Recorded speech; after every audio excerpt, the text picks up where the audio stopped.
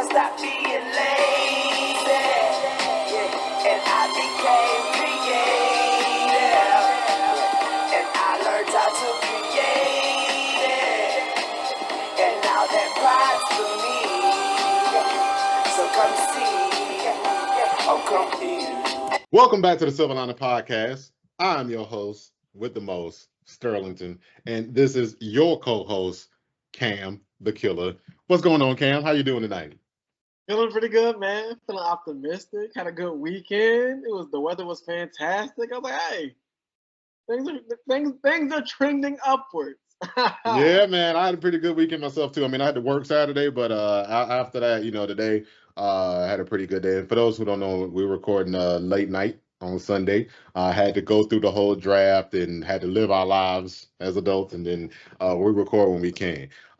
Really appreciate you being able to stay up late with me because I'm off tomorrow, but Cam works tomorrow, so I appreciate you staying up, hanging out with us, and obviously the Falcons just completed their draft. Well, I won't say completed, but most of the immediate signings from undrafted free agency have happened for the Falcons, and the Falcons added a lot of players that I'm not gonna lie, maybe I'm sipping the Kool-Aid now. To be fair, just so everybody knows, this is a Silver Lining episode, but we have not gotten to the point of watching film or anything yet. So we're giving like a fringe overview of the people they drafted, but I do see a lot of their plus traits, some of their minus traits, but I definitely, I'm not gonna lie, man. I think I'm sipping a little bit of that Kool-Aid. Hey, man, it's good, man. I'm sipping just a little bit now. We ain't getting drunk off the Kool-Aid. We just we sipping that Kool-Aid a little bit though. It's refreshing. All right. So look, we're gonna double back and talk about the draft in whole. But we hadn't had a chance to give a reaction to any of the other draft picks that the Falcons made. So we're gonna go ahead start from round 3 on. And then we can go over everything, right? So, in round 3, was it pick 96 or pick 95? It was pick 96. Okay, pick 96. So we traded up to select safety Xavier Watts out of Notre Dame. How you feeling about that one, Cam? I love it, man. I love it. You know what I love about these picks that Terry has done, at least with the first 3? He's picked guys that has played against NFL talent. These guys. It's SEC. You said about the first 4. Billy Bowden went to Oklahoma. Exactly. These guys played in the college football playoffs. These guys played legit NFL talent. They played real talent, and they showed up on tape. I loved what I saw from him. Yeah. Hey, they look pretty good. Granted, they got stomped in the national championship game, but hey, they were outclassed. Ohio State was on a different level that year. It is what it is. Yep. But up until then, I'm surprised he fell as far as he did. This was a defensive heavy draft, especially in the first couple rounds. Yeah. But I'm glad he fell to us. I really liked what I saw. What about you? So I'm not gonna lie, I love the pick, love the player. Hadn't had a huge chance to dig into all of his tape, as you know, in this podcast. We don't do too much film study beforehand. I don't get me wrong. I understand that's a big off-season thing to do, something huge to get excited about. But I hate the idea of building up in my head. I'm sure you do too. Building up in my head. Oh, the Falcons about to pick XYZ, and then when we don't pick them, we get upset and we feel disappointed. And then also, I feel like that takes spending a lot of time watching film on guys that's not going to be Falcons. I'm like, let me see who the Falcons pick. If me watching film affected who the Falcons picked, then yeah, I'm about to go ahead and grind that tape. But it don't. The Falcons gonna pick who they pick. We're gonna watch, and then I want to watch and see after and see if I really liked who they picked, regardless of who I wanted them to pick. Right. With Xavier Watts, I wasn't thinking about necessarily adding a safety as a priority position, right? But then I saw some plays from Xavier Watts, and what I really liked, and I honestly I like this about him and the Falcons' next pick with Billy Bowden. He's a ball hawk, man. Xavier Watts is a ball hawk. He has He has a nose for the football. Um, one of the main comps for him is Jesse Bates. And when I turn on the tape, yeah, I see it. Like he's the guy who, and one of the reasons I love ball skills with any secondary player is because I value. I think I seesaw back and forth a little bit.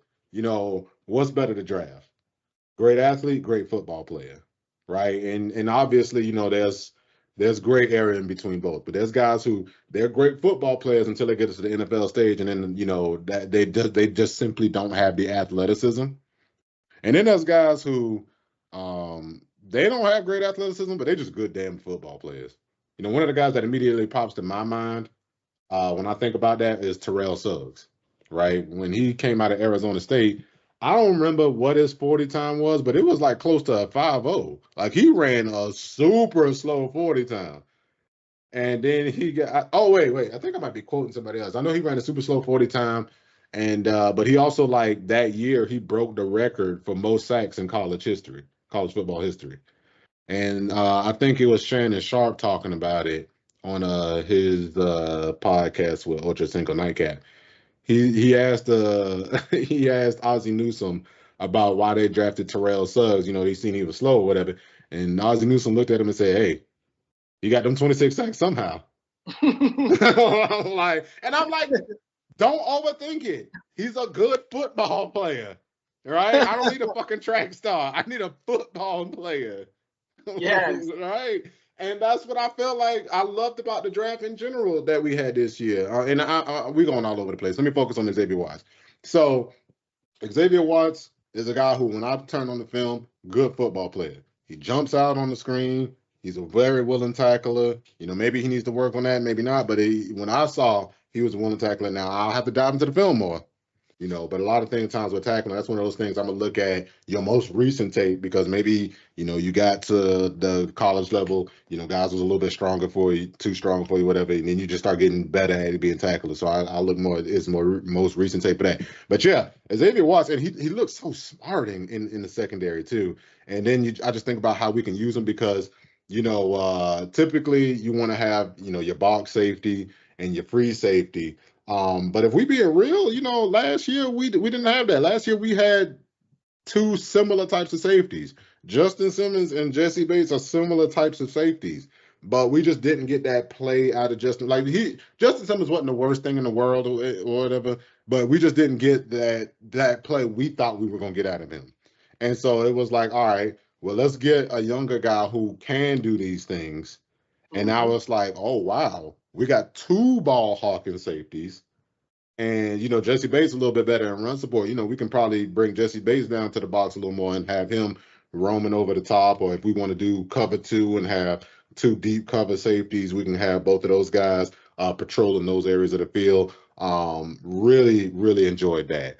Now the next pick that we had in the fourth round was I keep wanting to call him Bobby Bowden. I think it's because of I think it's because of The Florida State head coach. the former Florida State head coach. Yeah, Billy Bowden Jr. Out of Oklahoma. How'd you feel about that pick? And then have you watched anything of him that makes you want to give an opinion on what you see of his play? Truth be told, the only really film I watched was when he got drafted. They're gonna show the little highlight clips. But Yeah. I liked what he saw. Once again, there was a recurring theme of the draft, strictly defensive players. We got Billy Bowman Jr. He's gonna. They got him for safety, but I believe Jax Ulbrich said he's gonna be playing more of a nickel role. Yep. So I like that. So he kind of already have a role set out for him. Physicality was pretty good. I'm glad he fell to us. Truth be told, I'm really loving how we got guys who has played proven talent. Like a lot of times, the Falcons like to take flyers on guys who came from some of these smaller schools, And then overdraft him. and then overdraft them, draft them in like the second or third round. Like, hey, people didn't even have them on the board, and if they did, it was until like the 6th or 7th round. Then we pick them up in the second or third. I'm like, all right, chill out on that. Get some guys that actually play some real talent. You know they have the physicality for it. You've seen the tape. Don't know is what you said. Don't overthink it. And I feel like I feel like Terry has done that a lot of times, which is why like you can kind of tell throughout the draft process that I feel like it was a little bit less of Terry pulling the strings and a little bit more of Raheem and Jeff saying, "Hey, go get our guy." Yeah. Yeah, because actually, I heard they were looking at, just to backtrack, I heard they were looking to take Xavier Watson a second, but then obviously they made the trade up for James Pierce Jr., so that wasn't available. And I saw that when we drafted Xavier Watts, Ulbrich got so happy he was knocking on the wall and shit. And then they said, "You can come in, Jeff." They invited Jeff in, and he was so excited because he was so excited to have Xavier Watts on the defense. That was a guy he really wanted, and he said he had never been involved really in the draft process like that as far as getting guys that he wants. And I love that because that takes me back to it became one of my favorite sayings. God bless coaches who have great sayings. One of mine was Bill Parcells. He said, "Hey, if I'm responsible for cooking dinner, I want to be the one picking the groceries." Hey, You know what I'm saying?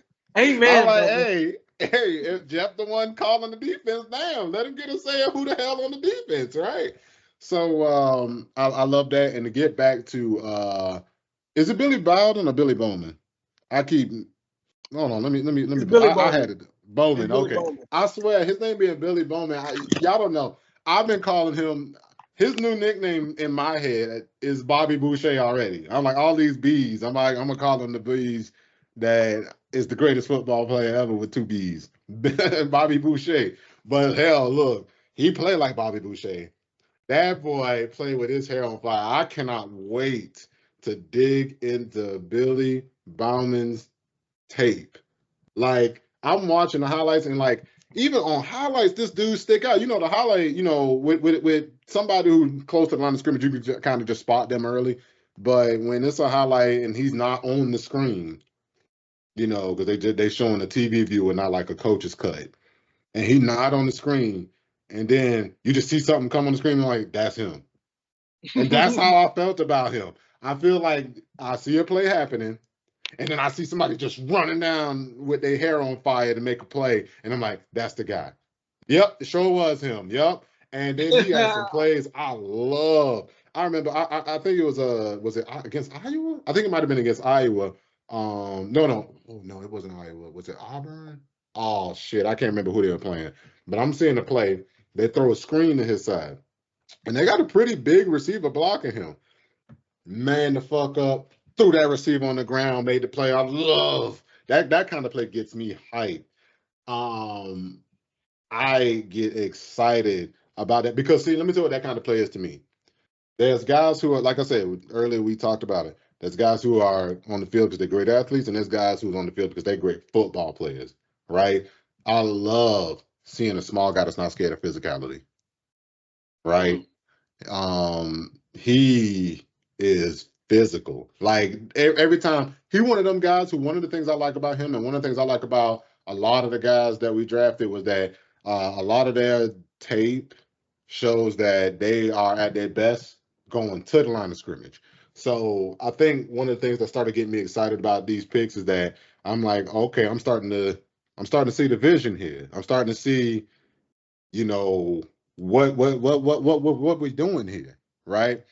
Because I had never really realized watching Terry's drafts that it just seemed like they just taking players, but they don't have like a plan in place for how it's supposed to look, what's supposed to happen when these players get on the field, right?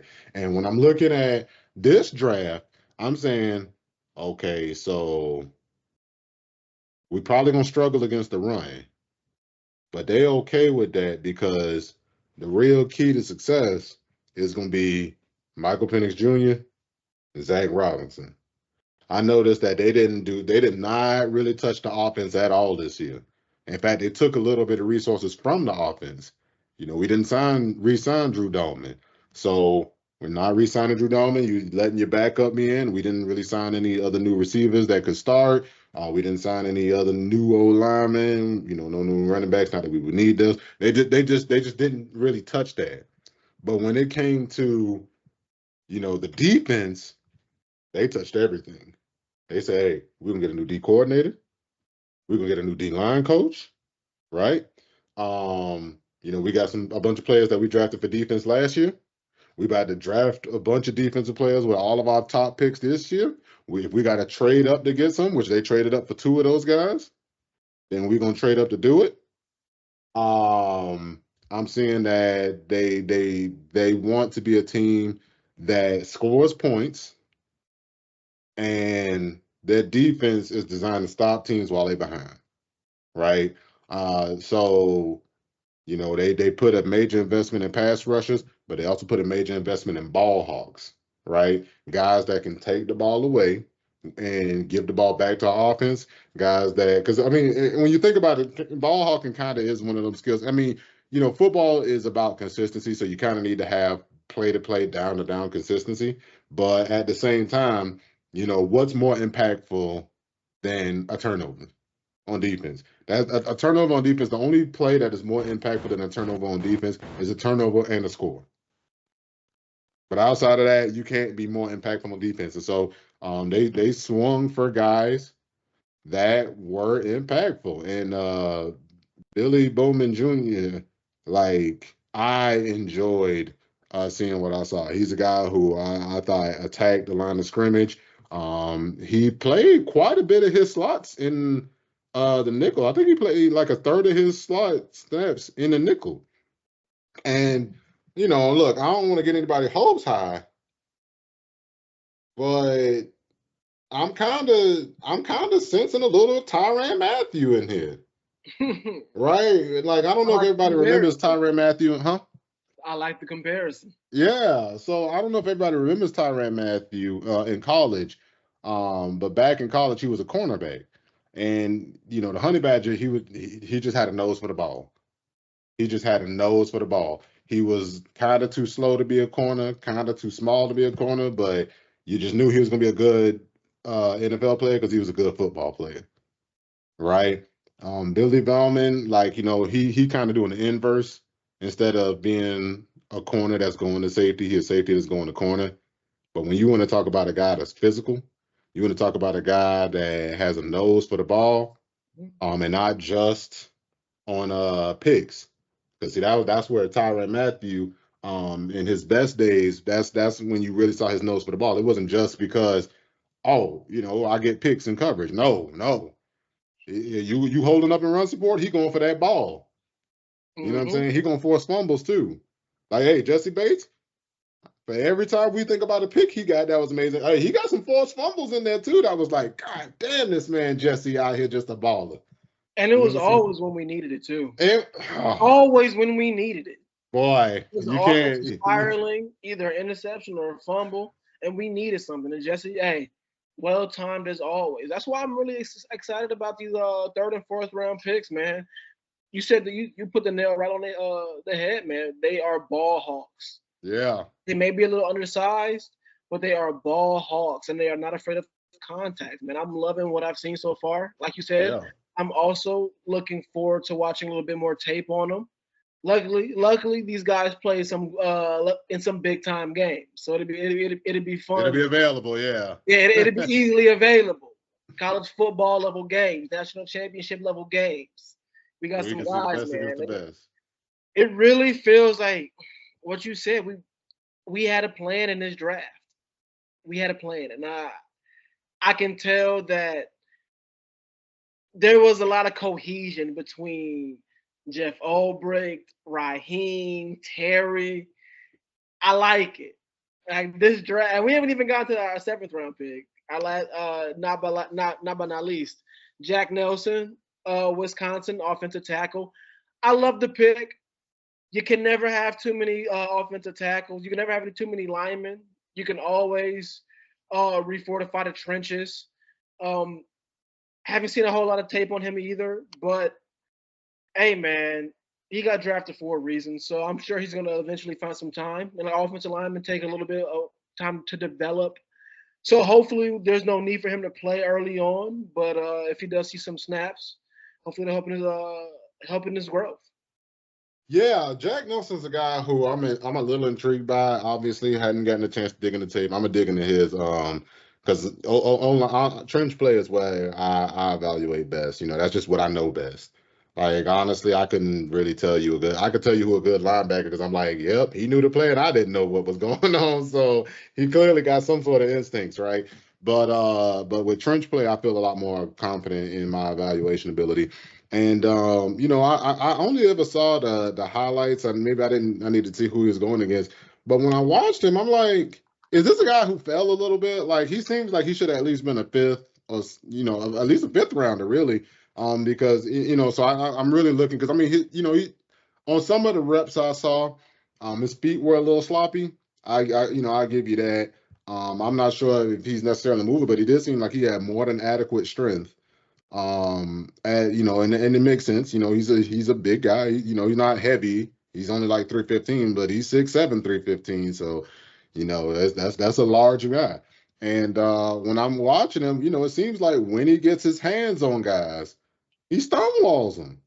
He seems like maybe he got a hard time always getting his hands on them because of his feet, I would imagine. Because there was some of the pass sets he had where I was like, boy, your feet all over the place. I can't believe you hadn't got pushed to the ground. You know what I'm saying? Like kind of like how at the Senior Bowl with Mike Green when he mowed over Josh Connolly Jr. and I'm looking at his feet. I'm like, that was one of them plays that it looked good, and it went viral. But I'm like, if you look at what happened, I'm like, oh Josh, you made yourself look real bad, brother. Like your feet all over the place. You let Mike get right in between your hands and right straight into your chest, and he got blown up on that play. But it seems like with Jack Nelson, when he get his paws on a guy, that's nice. So I'm like, I don't know why he was all the way in the seventh. Like I said, it just seems like he should have gone a little earlier. But I mean, one thing you can't say about this draft is that at the value for where these guys were drafted was good. And not to get sidetracked, so this is one of the things I hadn't thought about. And this is completely a different note. It's just a reference to the draft in general, right? Listening. I'm at work. I'm listening to Check the Mic. That's a football podcast with the old PFF guys. I like them. Steve Palazzolo and Sam Munson, right? And they were doing another episode with Mike Renner on, and he said, if the Falcons hit on these picks with Michael Penix Jr., Jalen Walker, and James Pierce Jr., we basically going to be cheap at some of the most important and most expensive positions for the next 4 years. And if we hit on all of them, we could be Super Bowl contenders.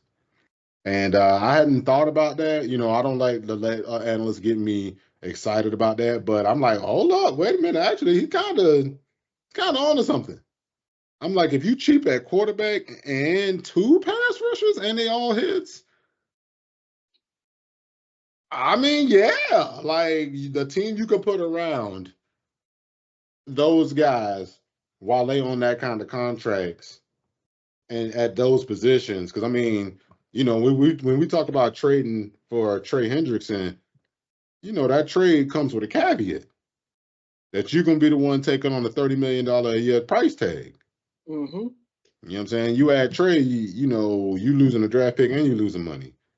But if you hit on guys in the draft, now you paying cheap contracts. And I mean, this isn't breaking news or anything. We all know this. But I mean, if you talk about investing high resources, high draft capital into the positions of need that are the most expensive, that's huge. They talked about the Cowboys pick. The Cowboys picked Tyler Booker, number 12, right? And that immediately makes him, as far as his compensation, a top 20 paid guard in the league. But if they would have taken a defensive tackle that they were thinking about taking, that guy would have been number 53 as far as how high he would have been paid amongst defensive tackles. So there's a certain level of, when you talk about positional value, there's a certain level of, all right, well, what is this guy going to be getting paid in respect to other people, his peers at that position, right? And so if we got two guys that are hits at edges, we seeing right now edges like high end edges, like the top edges, they making over 30 million a year. They making fucking quarterback money now. Myles Garrett is making 40 million a year. Michael Parsons, he gonna be making over 40 million a year as a defensive end. Quarterbacks making over 50 million a year now. If you were DN making that kind of money, nothing less than 15 sacks a season. No, hey, look at the ones the ones who are getting paid that much. They are doing it. Yeah, that's fair. Fair enough. Myles Garrett, he doing that. Yeah. DJ Watt, he doing that. Who's the other ones? I know Trey Hendrickson under that, but he like in the 20s. It's somebody else. I don't know. When Micah get paid, he's gonna be another one that's doing Max that. Crosby. Max Crosby, that's the other one. Thank you. Yeah, in the 40 million a year range. So yeah, your top guys are doing that. You know what I'm saying? I'm just saying that with all the money that they making, you look at and then you say, hey, we got two edge rushers that if they hits, they making are they making a fraction of that? You know what I'm saying? And because they first rounders, and that's like always the finagling of the draft, right? The reason why one of the reasons why the first round is covered is not just because you get, a better selection of players to pick from, but you get that benefit of that first round contract. So now you get those 4 years and then 5th-year option, right? So then you can keep them cheap for an additional year. Now it's still, that 5th year is still expensive, but it's not as expensive as what you're going to pay after that. And so that's where you see a lot of room for excitement. Now, I will admit, I would like to just have more picks overall. We gave up some things, and you can phrase it how you want. I hate saying we gave up a first rounder for James Pierce Jr. because I'm like, well, we got a first rounder in return, so we didn't give up. We just swapped first rounders, and then we swapped a third for a second. I mean, swapped a second for a third. You know what I'm saying? But we did like rob Peter to pay Paul a little. So if this team suck ass this year, now we suck ass, and we going in the next year without a first round pick, without a 5th round pick. But I guess we just better not suck ass, right? Hey, Ulbrich said he's anticipating next year's pick to be later in the draft anyway. So that's saying he's anticipating a playoff push. Which at this point, if we're not pushing for the playoffs, hey, the seat's getting hotter. People, hey, eject those seat cuz people get if these guys don't hit, Terry got to get the fuck up out of here, man. I'm sorry. You know what I'm saying? Like, come on, man. You can't be a GM of a team for 6 seasons. How many seasons would that be? This is his 5th season? Yeah, Arthur Smith for 3 years and then Raheem for 4. This will be his 5th year. 5 years and we ain't even had a winning record. Like, I want playoffs, so I won't say fuck playoffs, but we can't even get to 9 wins. Hell, they give you a 17th game now. Like, damn. It was one thing when you had to get 9, and that's 2 games over 500, but like, no. You need 9. You can still lose 8 games and have a winning record. It's easy now. Like, come on, man. Let's go. So that's why I was saying, the Michael Penix Jr. and Zach Robinson are the key, because when you want to talk about if Terry was cooking, right? If Terry cooked, right? I was thinking about the quarterback drama, and we got a segue coming up just so y'all know. Quarterback drama, and I'm looking at this year's draft, and I'm like, damn, boy, that boy Shadur is falling. And imagine having to be a part of this drama where these teams look, I'm getting to it, y'all. I promise that we still managed to be part of the drama that I didn't want to be a part of, but I was like, hey, see, your boy Terry looked out for y'all. He got his drama in advance. He was like, we're gonna take Michael Penix Jr. now. We're gonna have people talking shit, and then when nobody taking Shadur, said it's next year. And You got the Giants trading back up for Jackson Dart, and you got the Saints in the second round taking Tyler Shook. And I'm not gonna talk too much shit about him. I don't like to talk too much shit about these guys who they stay with the dream and they trying to chase their dream and they trying to be in the NFL. So I don't want to shit on them too hard. But like, well, that boy gonna be 26 at the start of next season as a rookie, and he done had 2 broken collarbones and a broken leg, and I'm like, oh, in the second round, you gonna take a 26-year-old quarterback? And that's crazy. And then the Browns gonna take Dylan Gabriel, and then they gonna turn around and draft Shadur. And I'm just like, imagine if Shadur hit. Imagine how stupid the Giants look. Trading back up in the first round for Jackson Dart when they could have had Shadur if he hits. Now, obviously, if he don't hit, then it's all you know what I'm saying? But imagine how stupid the Saints look taking a 26-year-old quarterback that with the injury history, and he got some throws, but like all right, let's look at like the other older quarterbacks that went last year, right? Because we had 3 of them. A lot of people like to talk shit about the Falcons, but I'm like, y'all do know Bo Nix and Jaden Daniels are the same age, right? They're both 24. They're all older quarterbacks. The only difference was that we did take Michael Penix Jr. with the idea that he would be on the bench, so that did look a little different, right? So I won't say that it's not, but Jaden Daniels, he won a Heisman. Bo Nix, he was he a Heisman finalist? I can't remember who all the Heisman. I know Michael Penix Jr. was a Heisman finalist though, and not only that, he gave you 2 consecutive years of monster production at Washington. 2 years of tape, 2 years of showing you he won't be hurt. You know what I'm saying? And so he gave you a lot to work with. Bo Nix, he wasn't hurt often. He left from Auburn and went to Oregon.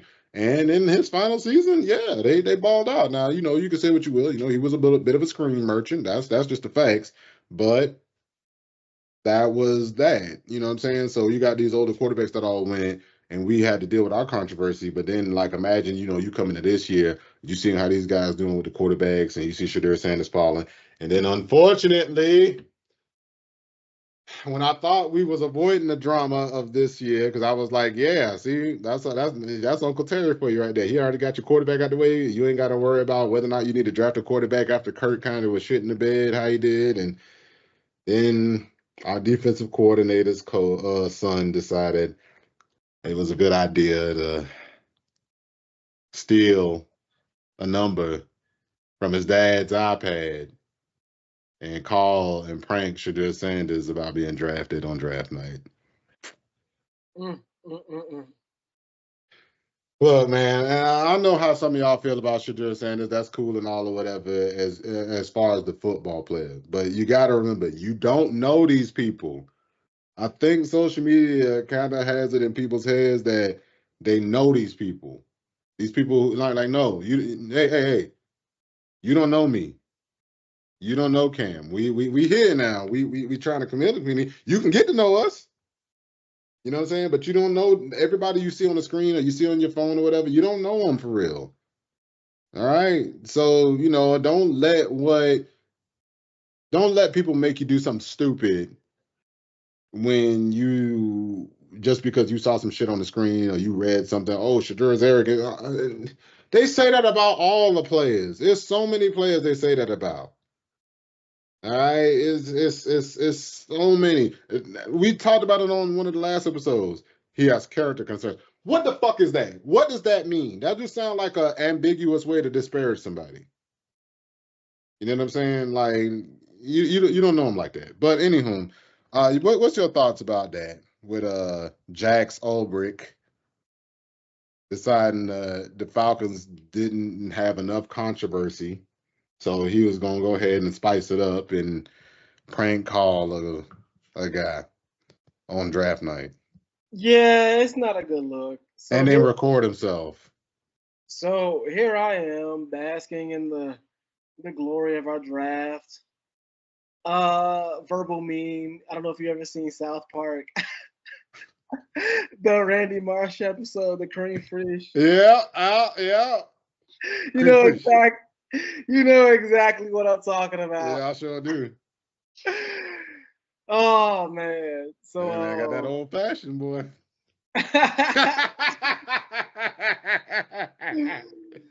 We're not oh gonna get into man. too much details about that because we is a sports podcast. We can't be Exactly. having you two get on. But here But I watch am. it. Watch it if you want to know. Just it's cream free. You'll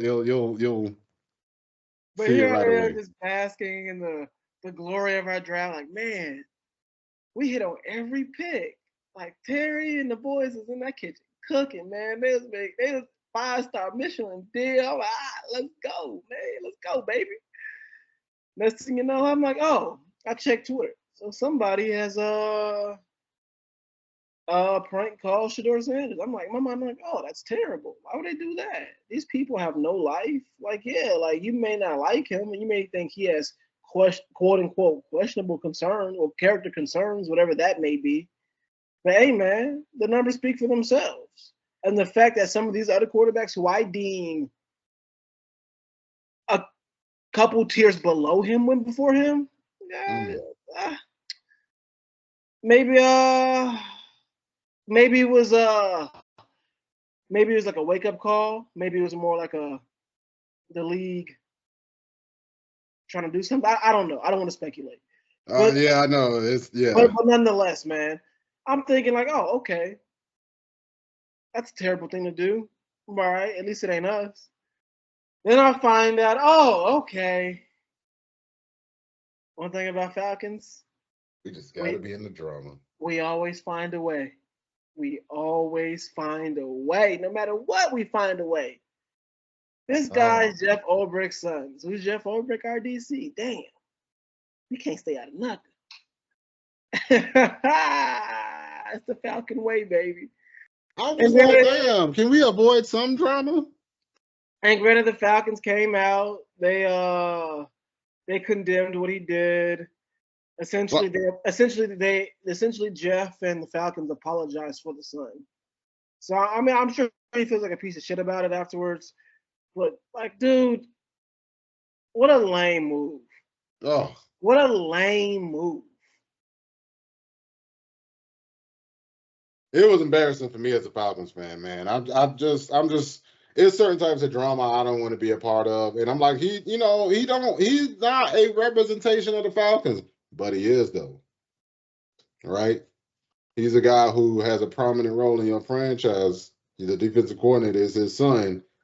And then doing it on a fairly big stage. This isn't just something that's gonna fly under the radar and people don't know who it is or whatever. Like, people still remember Laramie Tunsil getting the gas mask, having him show that tape the night of the damn draft.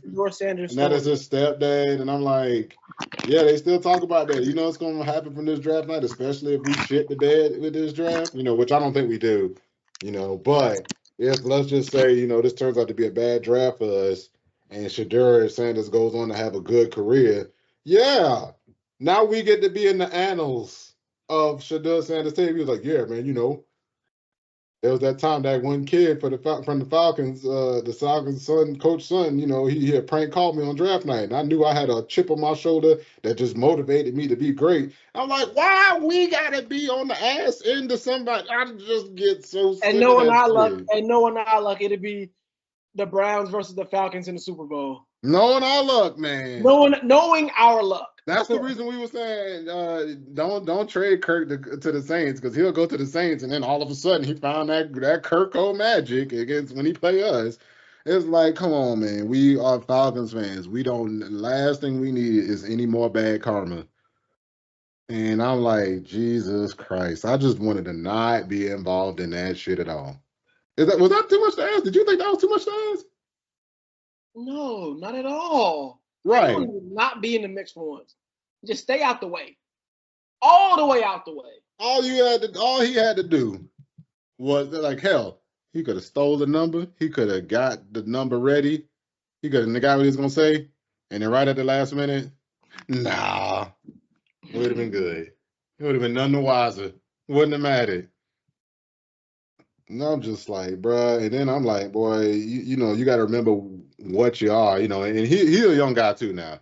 Jax Ulbrich is 21 years old, so he's you know, kind of a kid too. But at the same time, I'm like, hey man, you're supposed to be old enough to know not to do that. All right, you 21 might be a kid. That's still supposed to be old enough for you to know not to drink and drive. All right, that's still supposed to be old enough for you to know not to murder somebody. All right, you should be old enough to know not to use your dad's shit. Cause like it's not even like he knew Shadur or got his number from somebody who close to Shadur. He got it from his dad's iPad.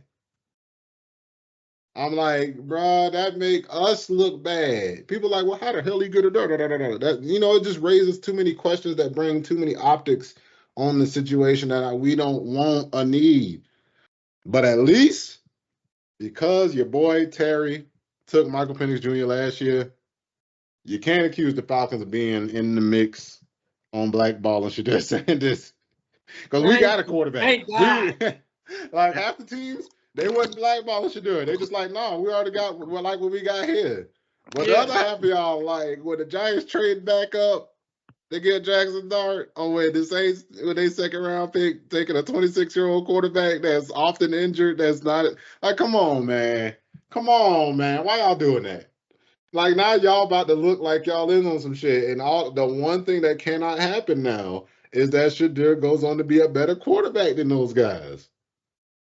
Yeah. Like it's gonna be a bad look. And at least we don't have to deal with that. Because y'all that's what we could have been doing. Every time you think Michael Penix Jr. was a mistake, you think about what we could have been doing this year.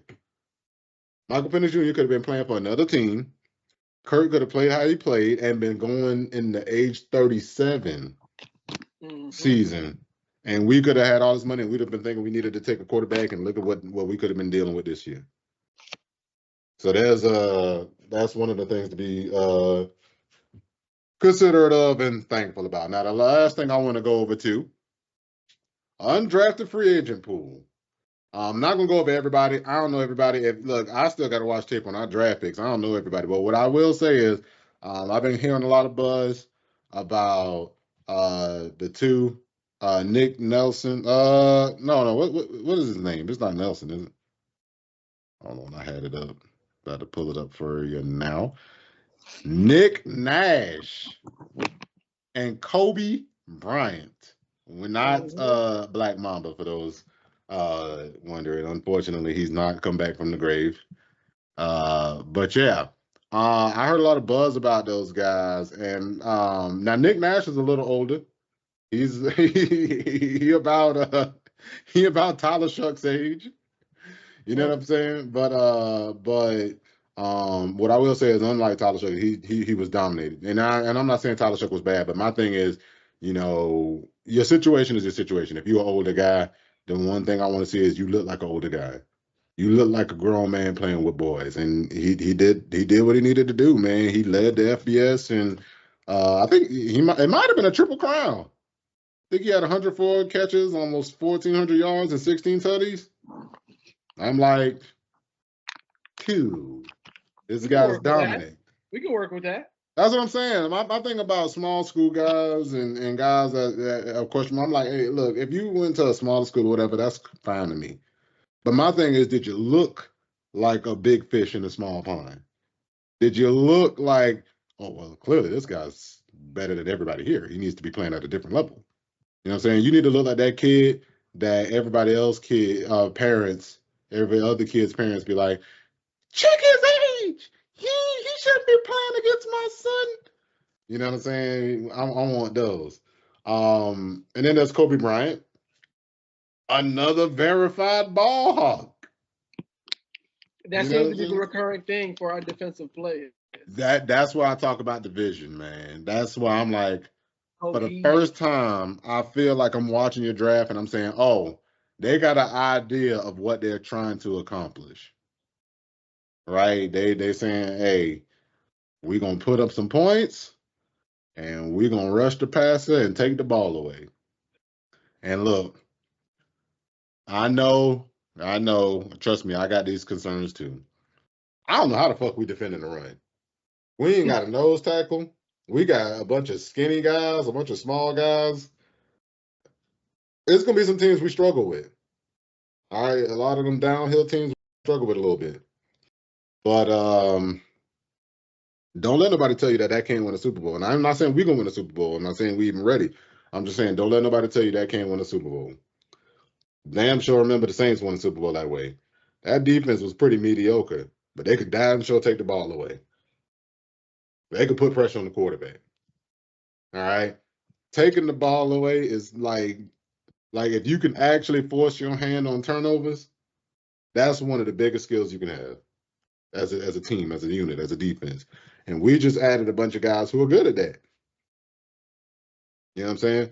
Did you have any thoughts on undrafted free agency? Because I know Terry made that a point of emphasis, which I like to hear. Because I'm like, hey, look, if you got light draft picks, you need to be treating that shit serious.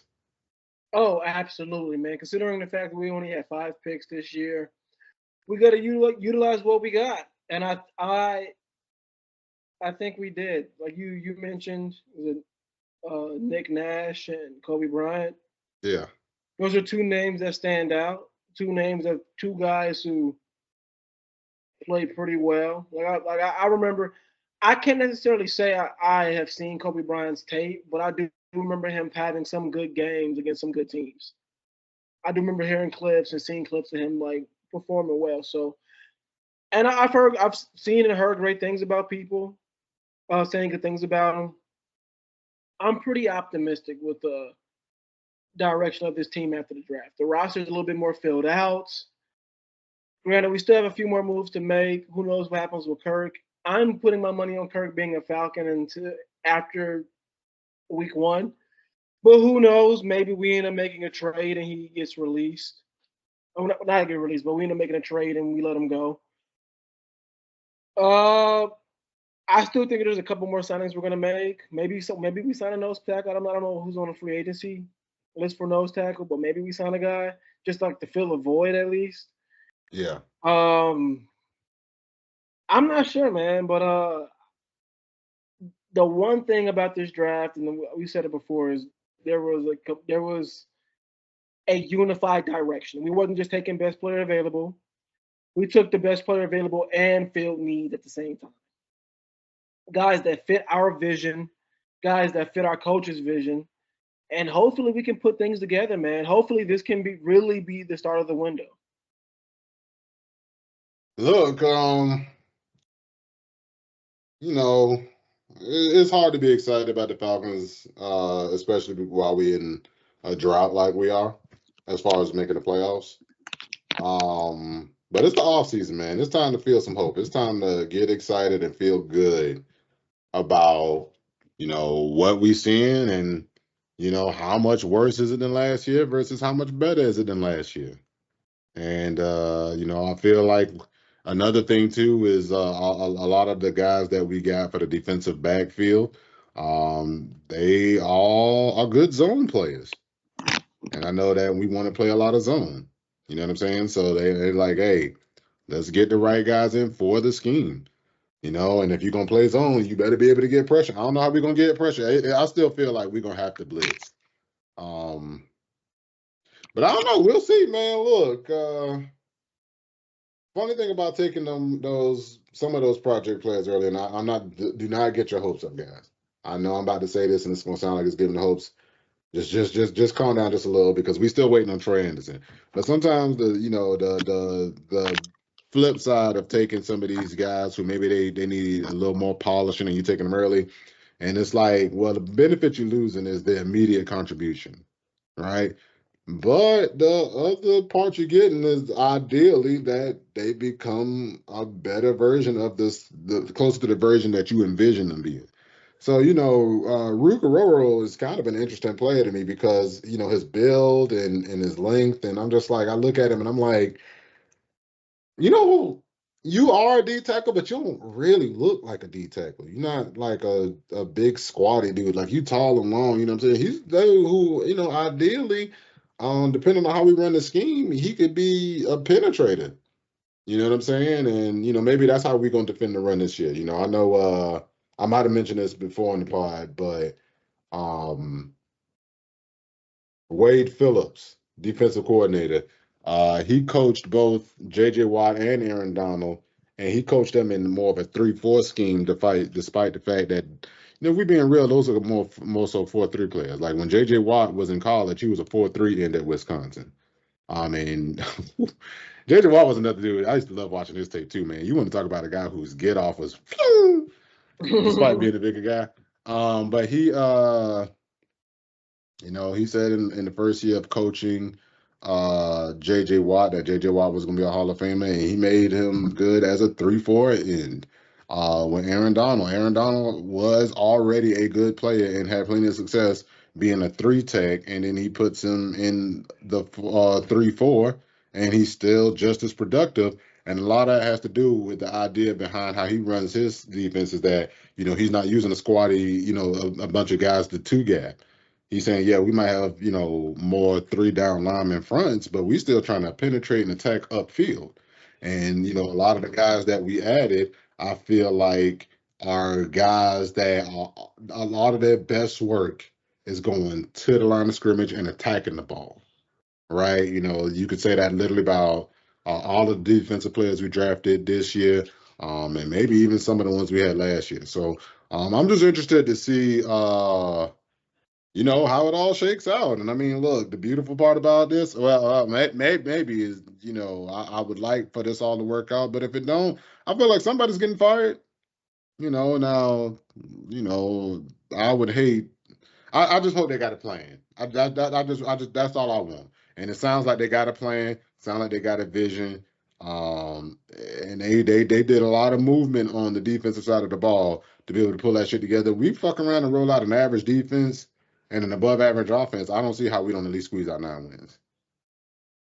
No, I'm in complete agreement, man. We've essentially said that, hey, we got enough on offense. We're gonna let that ride. We're gonna let Zach do his thing. We're gonna let Mike do his thing. Defense needs some work. Hey, we gonna put in some work. They drafted like they put in some work, man. And it's like what you said, man. We had a plan. We had cohesion. I like the vision. I'm honestly looking. My optimism meter is it's not going through the roof, but it's going up. Hey, it's higher than it was before the weekend, right? Hey, man. I'm loving who we drafted, bro. Minus the whole fucking Jeff Ulbrich's son's prank call fiasco. This was a solid weekend. It was, man. I'm not gonna lie. Before we get off, I just want to throw this in there. I'm actually so look, I ain't gonna lie, I think I might be a little higher on James Pierce Jr. than I thought I was originally. I'm not a big fan of the tall, skinny end, bro. Look, I know they got a place in the NFL. Leonard Floyd that made a career of it. Robert Quinn made a career of it, although he was big enough to be mostly a down lineman, but Randy Gregory, these guys all got a place, but I'm just not a huge fan of the tall, skinny defensive end. But I'm not gonna lie, man. I was watching some of James Pierce Jr. We still going through the tape, so I'm not gonna act like an expert on him, but I was watching some of him, and I'm like, not only do I like him when he's rushing the quarterback, that dude is surprisingly comfortable in coverage. Like surprisingly comfortable for a 6'5" guy in coverage. And when I say comfortable in coverage, I don't mean like a lot of times, he's an end. So if you're dropping him in coverage, you're dropping him into a zone, right? But like I'm watching him and I'm like, oh, he know how to pass guys off in the zone. He know how to drop back. He see a guy coming in his area, he cover him. He see that guy leaving his area. He see another guy coming in. He pass that guy off and go get back to his area.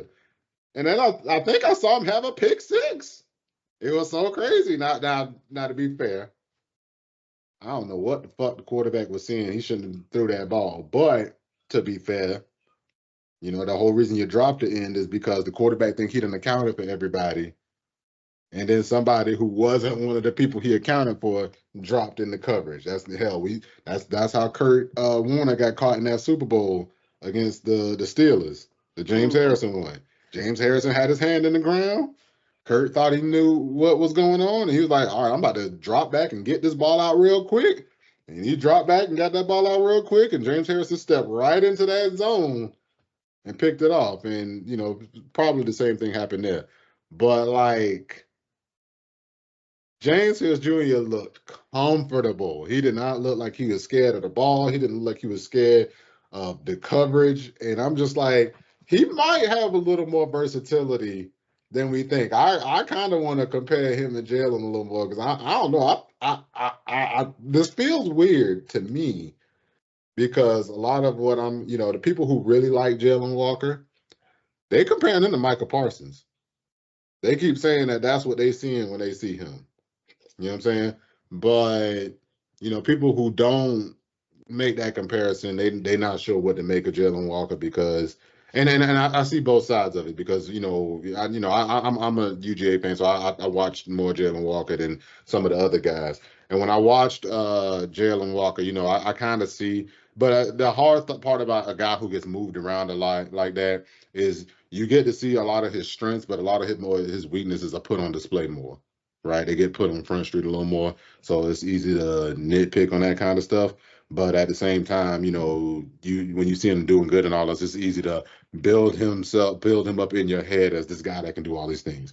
But when I watch James Pierce Jr., I do feel like I'm getting a little excited. So he's more physical than I thought he would be as a smaller, slender guy. Strong hands.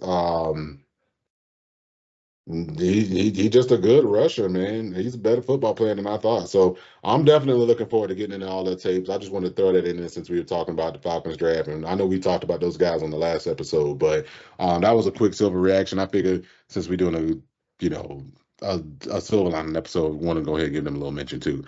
But anything else you want to get at before we get out of here, man? No, I figured we covered our bases, man.